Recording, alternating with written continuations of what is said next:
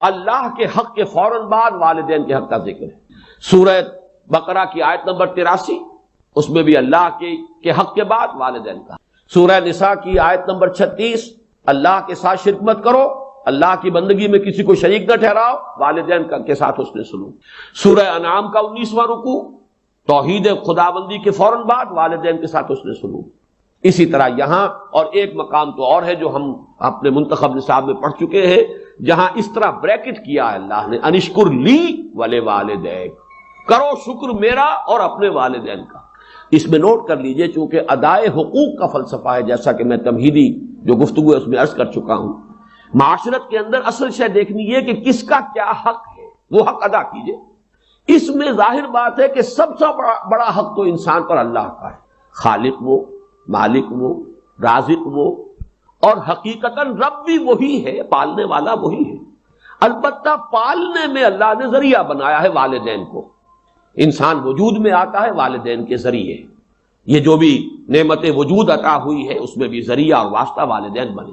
پھر جو ربوبیت ہے، پالنا پوسنا ہے، اس میں بھی اللہ کی ربوبیت کا سب سے بڑا ذریعہ، خاص طور پر اس وقت جب کہ انسان اپنے پاؤں پر کھڑا نہیں ہے، جیسے کہ آگے آ رہا ہے رب ارحمہما کما ربیانی صغیرا، اے رب جب کہ میں بالکل چھوٹا سا تھا، مجھے تو اپنی ضرورتوں کا احساس بھی نہیں تھا، میں اپنی کسی ضرورت کا شعور بھی نہیں رکھتا تھا، انہوں نے میری کیئر کی ہے، مجھے پالا پوسا ہے، میری ضروریات فراہم کی، یہ میری تکلیف پر خود جاگتے رہے ہیں اور تڑپتے رہے ہیں، اپنا پیٹ کاٹا ہے اور مجھے کھلایا ہے، یہ سارا کام جو انہوں نے میرے ساتھ کیا، پروردگار ان کے احسانات کا بدلہ میں نہیں چکا سکتا، تجھ ہی سے درخواست کر رہا ہوں، رب ارحمہما کما ربیانی صغیرا۔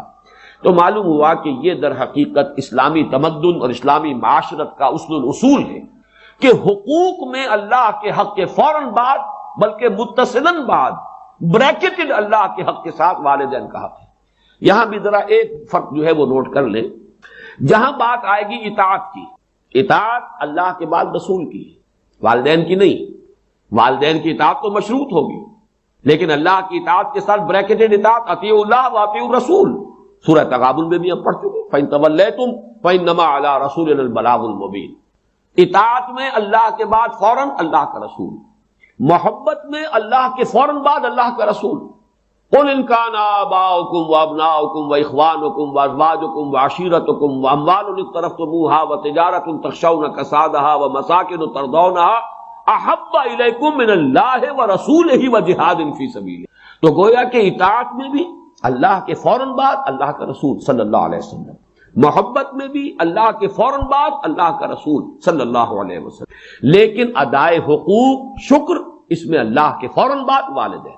معلوم ہوا کہ ہر چیز کا اپنا ایک تقاضا ہے، ہر مضمون میں اپنی ایک ترتیب علیحدہ ہو جائے گی۔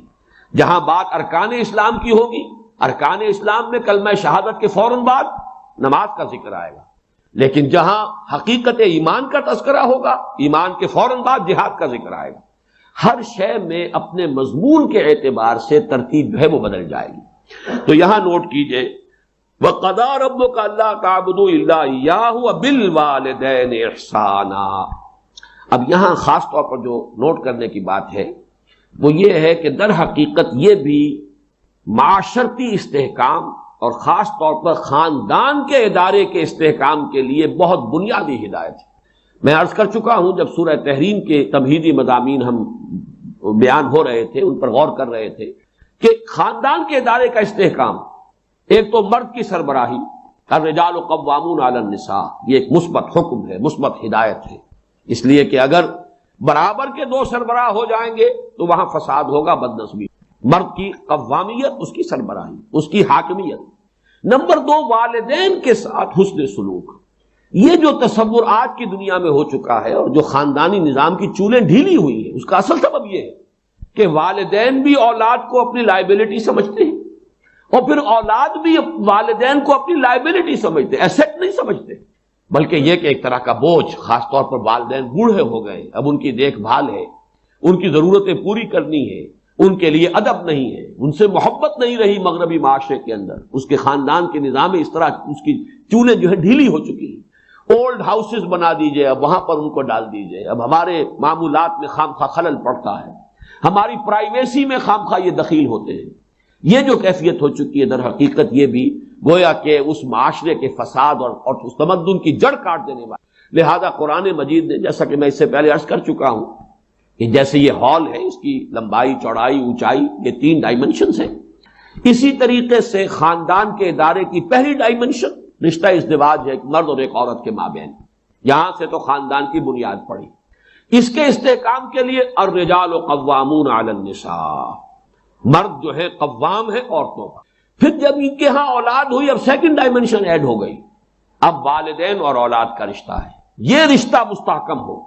اس رشتے کے ضمن میں ہم وہ مثبت اور منفی دونوں پہلو دیکھ چکے ہیں جو ہمارے اس منتخب نصاب میں آ چکے ہیں. سورہ تغابن میں والدین کو ہدایت کی گئی، ان من ازواجکم واولادکم عدو لکم فاحذروہ انما اموالکم واولادکم فتنہ. ایک طرف تو خود محتاط رہو، ان کی محبت کی وجہ سے کہیں تم اپنی عاقبت برباد نہ کر بیٹھنا. ان کے لیے جو بھی کرنا ہے اچھے سے اچھا کرو، لیکن حلال کے دائرے کے اندر، اللہ کے حقوق کو، اللہ کی حدود کو قائم رکھنے. دوسری طرف مثبت حکم دیا گیا، یا ایھا الذین آمنوا قوا انفسکم واہلیکم نارا. اہل ایمان اپنے گھر والوں کو، اہل و عیال کو، اپنے آپ کو بھی، اپنے اہل و عیال کو بھی آگ سے بچاؤ. یہ تمہارا مثبت فرض ہے، یہ تمہاری مثبت ذمہ داری ہے. تمہیں یہ فرض ادا کرنا ہے کہ ان کو اچھی ان کی تربیت ہو، ان کو اللہ کی طرف، اللہ کے دین کی طرف ان کو رغبت دلاؤ تاکہ ان کی عاقبت سنورے اور وہ آخرت میں جہنم کے عذاب سے بچ سکے. اب یہاں جو ہے در حقیقت یہ دوسری ڈائمنشن آ رہی ہے کہ اگر والدین کا ادب، ان کا احترام معاشرے کے اندر یہ قدر موجود ہو تو پھر والدین بھی اپنے آپ کو پورے طور پر انویسٹ کر دیں گے اولاد کے اندر. لیکن اگر عام طور پر یہ نظر آ رہا ہو کہ اولاد تو والدین کی پرواہ نہیں کرتی، تو والدین بھی پھر فکر کریں گے، اپنی کمائی میں سے کچھ بچا کر رکھیں، اپنے مستقبل کے لیے کچھ اہتمام کریں. وہ اپنے آپ کو پورے طور پر انویسٹ کرنے کے لیے تیار نہیں ہوں گے. اور جیسا کہ آج کل آپ مغرب میں دیکھ رہے ہیں، خاص عمر ہوئی ہے، لڑکے کو بھی گھر سے نکال دیا، جاؤ کھاؤ پیو کماؤ. یہاں تک کہ لڑکیوں کو نکال دیتے، جاؤ اپنے پاؤں پر کھڑے ہو. اس لیے کہ اب ہمیں جو کچھ کمانا ہے وہ اپنے مستقبل کے لیے، اپنے بڑھاپے کے لیے، اپنا بڑھاپا انشور کرنا ہے. ہمیں اس کے لیے آسائشوں کا اہتمام کرنا ہے. ہم تمہیں اب اپنی لائبلٹی نہیں سمجھ سکتے. اللہ کا فضل و کرم ہے کہ ہمارے مشرقی معاشرے میں ابھی تک وہ اقدار موجود ہیں کہ والدین بھی اپنے آپ کو بالکل لیا انویسٹ کرتے ہیں اولاد میں، اعتماد کرتے ہیں. اس لیے کہ اولاد بھی بالعموم یہ شکل ابھی ہمارے معاشرے میں موجود ہے کہ بڑھاپے میں والدین کے وہ کا سہارا بنتے ہیں، ان کے لیے، ان کی خدمت کرنے کے لیے اپنی امکانی حد تک قبر بستہ رہتے ہیں. تو یہ بھی در حقیقت باہمی اعتماد، خاندانی کے ادارے کے استحکام کا ایک بہت بڑا ذریعہ ہے. وہ بات ہے جو یہاں تفصیل سے آ رہی ہے. وَقَضَىٰ رَبُّكَ أَلَّا تَعْبُدُوا إِلَّا إِيَّاهُ وَبِالْوَالِدَيْنِ إِحْسَانًا. والدین کے ساتھ حسن سلوک. اور اس مقام پر، اس مضمون پر، یہ مقام ذروۂ سنام ہے قرآن مجید. جتنی تاکید یہاں آئی ہے اور جتنے اسلوب کے ساتھ اس کو بیان کیا گیا ہے یہاں، واقعہ یہ ہے کہ یہ ذروۂ سنام چوٹی ہے قرآن مجید کی اس موضوع پر. اما یبلغن عندک الکبر احدہما او کلاہما. اگر پہنچ ہی جائیں تمہارے پاس کبر، بڑی عمر کو، بڑھاپے کو، احدہما ان دونوں میں سے کوئی ایک، او کلاہما یا وہ دونوں، فلا تقل لہما اف، تو انہیں اف تک مت کہو. یہ اف کیا شے ہے؟ اف عربی زبان میں کہتے ہیں قابل نفرت شے کو، جس سے گھن آتی ہو.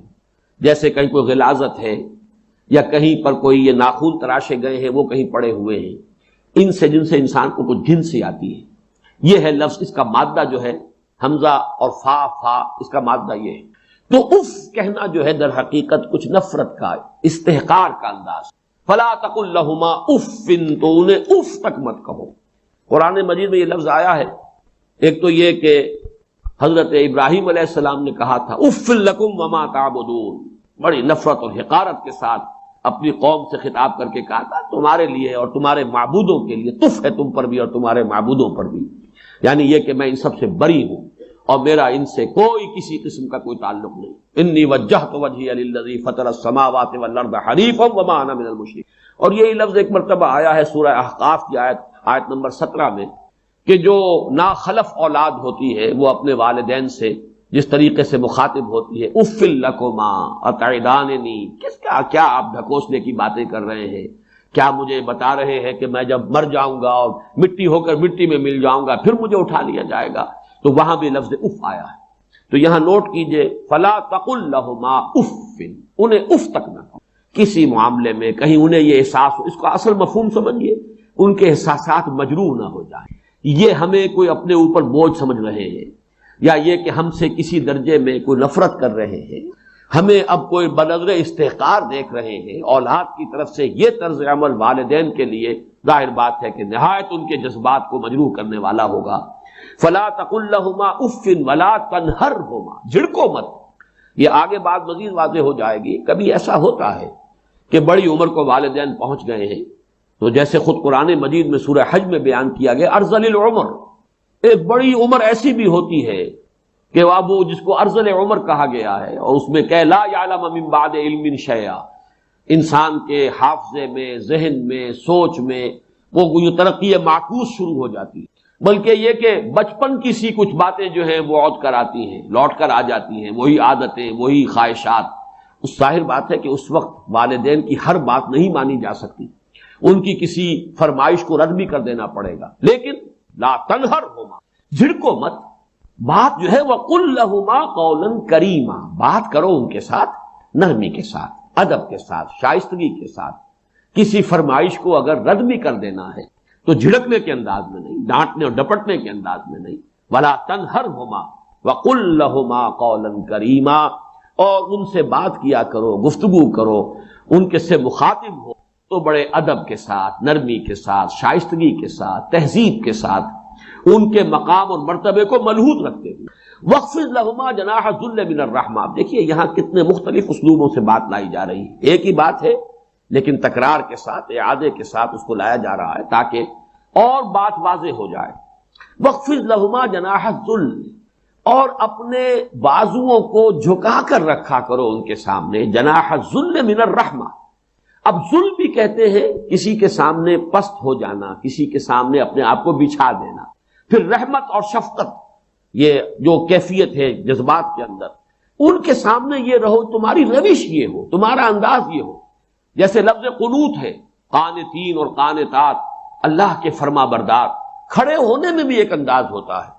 ایک کسی کے سامنے آپ سینہ تان کر کھڑے ہیں، ایک کسی کے سامنے آپ ذرا جھکے ہوئے، اپنے شانوں کو جھکایا ہوا ہے، ہلکا سا خم آیا ہوا ہے.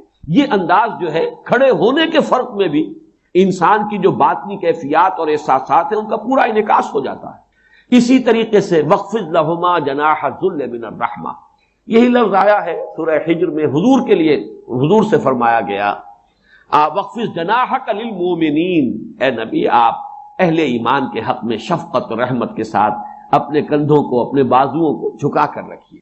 اور اس میں گویا کہ ایک تصویر لفظی ہے کہ جیسے مرغی جو ہے وہ اپنے بچوں کو اپنے پروں تلے چھپا لیتی ہے. ذرا سا کہیں خطرہ محسوس ہوا، کوئی اندیشہ ہوا، تو چاہے وہ بلی کے ساتھ بلی آ رہی ہو، اسے لڑنے کو تیار ہو جائے گی مرغی اپنے بچوں کے لیے، ورنہ تو شاید بھاگے وہاں سے، لیکن بچوں کو بچانے کے لیے اپنے ان پروں کے نیچے چھپا کر اور وہ کھڑی ہو جائے گی. تو یہ انداز جو وَاخْفِضْ جَنَاحَكَ لِلْمُؤْمِنِينَ، اے نبی آپ بھی اپنے کندھوں کو، اپنے بازوؤں کو شفقت کے ساتھ اب اہل ایمان کے سامنے جھکا کر رکھیے. وہ جب آئیں تو محسوس کریں آپ میں رحمت اور رافت اور شفقت. وہ لفظ یہاں آیا ہے وَاخْفِضْ لَهُمَا جَنَاحَ الذُّلِّ مِنَ الرَّحْمَةِ. یہ انداز اختیار کرو ان دونوں کے سامنے کہ اپنے بازوؤں کو، اپنے شانوں کو، اپنے کندھوں کو جھکا کر رکھو. من الرحمہ، نیاز مندی کے ساتھ، رحمت اور شفقت کے ساتھ. وَقُلْ رَبِّ ارْحَمْهُمَا كَمَا رَبَّيَانِي صَغِيرًا، اور یہ جان لو کہ تم کتنی بھی کوشش کر لو اپنے والدین کا حق ادا نہیں کر سکتے. اللہ سے دعا کرو، اللہ سے مانگو. وَقُلْ رَبِّ ارْحَمْهُمَا، کہو اے رب میرے ان پر رحم فرمائیو، کما ربیانی صغیرا، جیسے کہ ان دونوں نے مجھے پالا پوسا تھا جبکہ میں چھوٹا سا تھا. یہ میں کئی مرتبہ کر چکا ہوں. یہ تربیت جو ہے باب تفعیل سے، ربا یربی تربیتاً، اس میں اختلاف ہے کہ مادہ اس کا را با با ہے یا را با واو ہے، حرف علت جو ہے آخر میں. لیکن یہ کہ ایک رائے یہ بھی ہے کہ یہ دونوں ایک ہی مادے کی بدلی ہوئی شکلیں ہیں. اس بحث میں اس وقت میں تفصیل میں نہیں جانا چاہتا، مختلف مواقع پر یہ بات آ چکی ہے. یہاں نوٹ کر لیجئے، تربیت، پالنا، پوسنا، پروان چڑھانا، یہ لفظ ربیا یہ باب تفعیل ہے. ربا یربی تربیتاً کما ربیانی صغیرا، اے رب میرے، جیسے انہوں نے مجھے پالا پوسا، میری تکلیف پر تڑپتے رہے، بیمار میں تھا جاگتے یہ رہے، اپنا پیٹ کاٹا مجھے کھلایا، اپنی آرام کی قربانی دی اور میرے لیے فکر مند رہے، لہذا اب ان کے احسانات کا بدلہ میں نہیں چکا سکتا، تجھ ہی سے درخواست ہے کہ تو ہی ان پر رحم فرما۔ وَقُلْ رَبِّ ارْحَمْهُمَا كَمَا رَبَّيَانِي صَغِيرًا، لیکن اب آگے فرمایا ربکم اعلم بما فی نفوسکم، تمہارا رب خوب جانتا ہے جو کچھ تمہارے جیوں میں ہے۔ ان تکونوا صالحین، اگر تم واقعتاً صالح ہوئے، فإنہ کان للأوابین غفورا، تو اللہ تعالیٰ رجوع کرنے والوں کو معاف فرمانے۔ اس کا جو کانٹیکسٹ ہے اس کو سمجھ لیجئے کہ جیسا کہ میں نے عرض کیا کہ بڑی عمر کو پہنچنے کے بعد بسا اوقات والدین ہیں، اگرچہ والدین ہیں، لیکن اب وہ سمجھ نہیں رہی ہے، شعور زائل ہو گیا ہے، جیسے کہ فرمایا وَمِنْكُمْ مَنْ يُتَوَفَّى وَمِنْكُمْ مَنْ يُتَوَفَّى وَمِنْكُمْ مَنْ يُرَدُّ إِلَىٰ أَرْذَلِ الْعُمُرِ لِكَيْ لَا يَعْلَمَ مِنْ بَعْدِ عِلْمٍ شَيْئًا، تم میں سے وہ بھی ہوتے ہیں جو پہلے ہی ان کی وفات ہو جاتی ہے